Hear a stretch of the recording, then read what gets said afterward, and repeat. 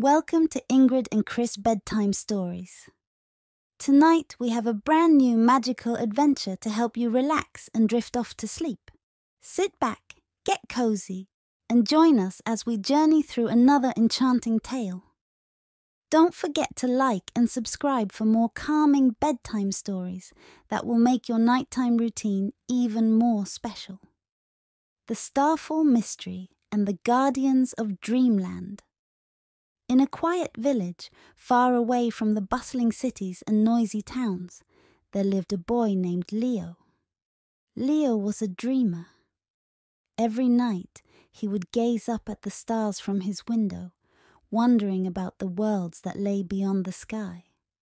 His grandmother had told him stories of Dreamland, a magical place where dreams were born, and the stars above were the guardians of those dreams. The stars, she said, guided dreams to children all over the world, ensuring that they were peaceful and full of wonder. One evening, as Leo lay in bed, something incredible happened. A bright light streaked across the sky, followed by another, and then another.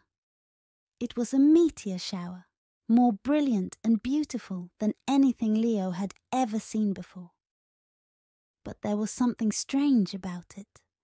One of the stars didn't seem to disappear like the others. Instead, it lingered in the sky, glowing faintly before slowly falling toward the distant hills. Leo's heart raced with excitement. Could it be that one of the Guardians of Dreamland had fallen from the sky? Without a second thought, Leo grabbed his flashlight, put on his coat, and sneaked out of the house. The night air was cool, and the path to the hills glowed faintly under the light of the moon. As Leo made his way toward the spot where the star had fallen, he felt a strange but comforting warmth in the air, as if the stars themselves were guiding him. After a long walk, Leo reached the base of the hills and saw something extraordinary. Nestled in a small clearing was a glowing object, surrounded by soft, shimmering light. It was a star, a real, glowing star, no bigger than a basketball, resting gently on the ground. Leo approached it cautiously, his heart pounding with excitement. As he reached out to touch the star, a gentle voice spoke. "Hello, Leo."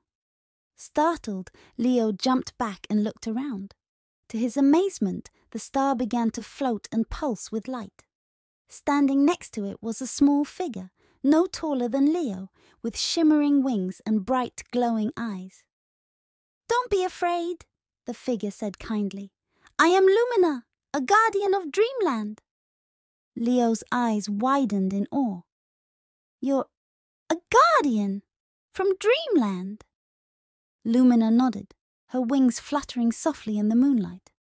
"Yes, but something terrible has happened. I've been separated from the other guardians, and the dreams that we guide have begun to scatter. If we don't restore the balance soon, children all over the world could lose their peaceful dreams." Leo felt a surge of determination. "I'll help you," he said. "What do we need to do?" Lumina smiled warmly. "We must travel to the Dream Bridge, the gateway between the waking world and Dreamland. It lies beyond the hills, but the path is guarded by the shadows of doubt, creatures that thrive on fear and worry. If we're not careful, they'll try to stop us." Leo nodded bravely. "Let's go." With Lumina by his side, Leo set off toward the Dream Bridge. The journey was long, and the path grew darker the further they went. The trees whispered softly in the wind, and the stars overhead twinkled faintly, as if watching over them. As they reached the edge of the hills, a thick mist began to rise from the ground, and the air grew colder. Suddenly, the shadows began to move. The shadows of doubt crept out from the darkness, their forms shifting and swirling like smoke. Their voices were soft but menacing, whispering words of fear and uncertainty. "You cannot pass," they hissed. "Dreamland is lost. Turn back before it's too late." Leo's heart raced, but he refused to give in. "We're not afraid of you," he called out, his voice steady. Lumina's wings glowed brightly, casting a warm, golden light that pushed the shadows back. "Hold on to your courage, Leo," she said softly. "The shadows cannot survive in the light of belief." With newfound determination, Leo and Lumina pressed on. The shadows hissed and swirled, but they could not approach the glowing light that surrounded them. Step by step, they made their way toward the dream bridge. Finally, they reached a clearing where the mist parted, revealing the most beautiful sight Leo had ever seen. Stretching out before them was the dream bridge, a long shimmering path made of stardust and light, leading up into the night sky. Beyond the bridge lay Dreamland, glowing softly with the colors of 1,000 dreams. Lumina smiled, her wings fluttering with joy. "We made it," she whispered. But as they approached the bridge, a final shadow blocked their path. This shadow was larger than the others, its form towering above them, its voice deep and foreboding. "You will not restore the dreams," it growled. "They belong to the darkness now." Leo stood tall, his heart pounding with fear, but also with courage. "No," he said firmly.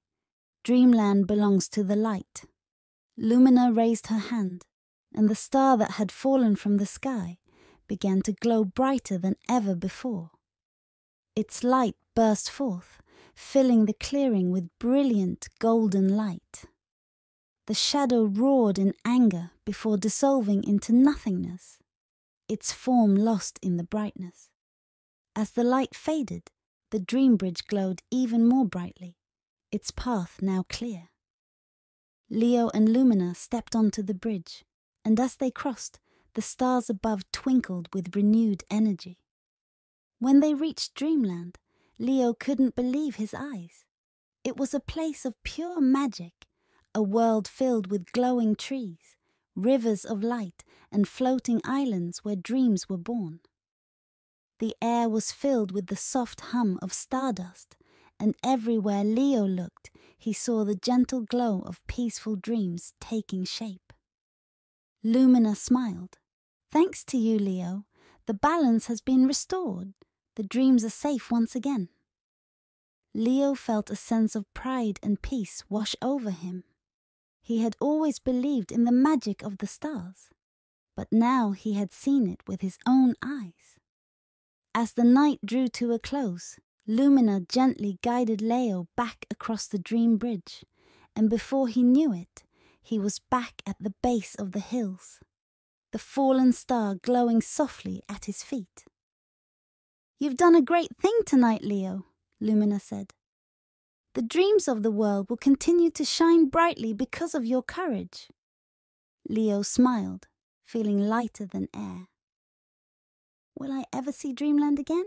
he asked. Lumina's eyes sparkled. "Dreamland will always be with you, as long as you believe in its magic." As the first light of dawn touched the sky, Leo made his way back home, his heart full of wonder. He knew that from that night on, he would always carry a piece of Dreamland with him, no matter where his dreams took him. Thank you for joining us on this magical adventure with Ingrid and Chris Bedtime Stories. We hope Leo's journey has helped you relax and get ready for a peaceful night of sleep. Don't forget to like and subscribe for more calming bedtime stories. Sweet dreams and good night!